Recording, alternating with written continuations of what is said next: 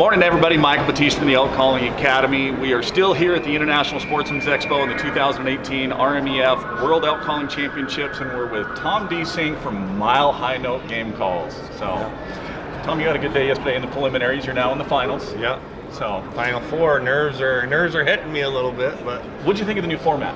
I liked it. I like the new format. I mean, there's some things I think that need to get worked out. You know, like I agree. Seating and things like that. There was a couple people that didn't show up, and that was kind of weird, you know, that they didn't change the bracket. But you know, first year with the new format, we kind of know there's going to be changes, adjustments, but I think it's heading in the right direction. It is, definitely. And I think, you know, the judges can hear two people call and pick the best caller and move on, and you don't have, you know, 35 callers and trying to remember what the first caller did and the 35th caller. That's got to be tough for the judges, for sure.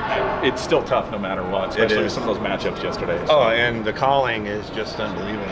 It is. It seems to get better year and year. It does. It's probably the best ever. I mean, the last few years have just been amazing callers.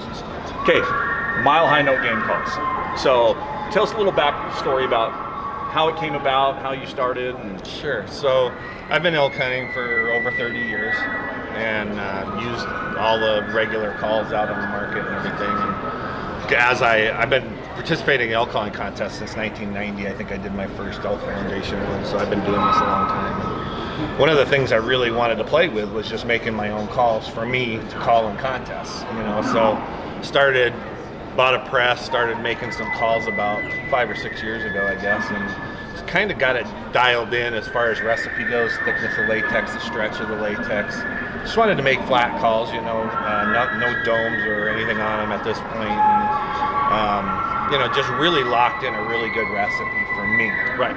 So then I started handing some calls out to my buddies, my hunting friends and stuff like that, and they were all just like, man, these calls are awesome, you know. So then I thought, man, I wonder if I could sell some of these. So I started, you know, selling them here and there, and then pretty soon it grew into this Mile High Note Game Calls, and I designed a really nice grunt tube, which is the antagonizer grunt tube up here, and it's got a canal in the middle with a rubber ring that I sunk into it, really tight cover, just a really hard, really nice sounding grunt tube. And I've got 3 diaphragms right now, a single reed, a double reed, and a triple reed.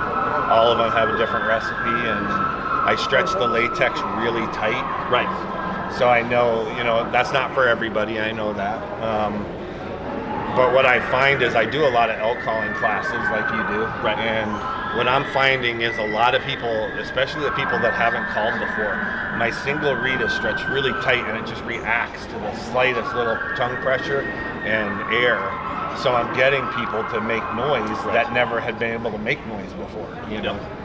And I've got some things I'm working out, coming out in the future too. So I know there's a lot of different ways to build a reed. I mean, you touched on it, the thickness of the latex, the stretch. I mean, there's so many combinations, you know, a conventional reed, a domed reed, a raised angle pallet plate. So what is kind of your thought process? What is kind of the target that you build your reeds for? You know, I don't know how long I'm going to be able to do this as my company grows and I start getting bigger, but the one thing that really separates me from a lot of the companies out there is I'm the only one making the call. So the consistency. Right. Yep. So I'm sitting behind the press, you know, hours a day, just hand making every single call to my specification. Mm-hmm. I don't have another production team doing it. I don't have a lot of other people doing it. Right. So it's really, you know, very consistent. When you buy a call from me, you know, if you buy it off my website or you buy it at Sportsman's Warehouse or wherever you buy it from, I made that call. So if you don't like the call, you know who to blame. Who to blame.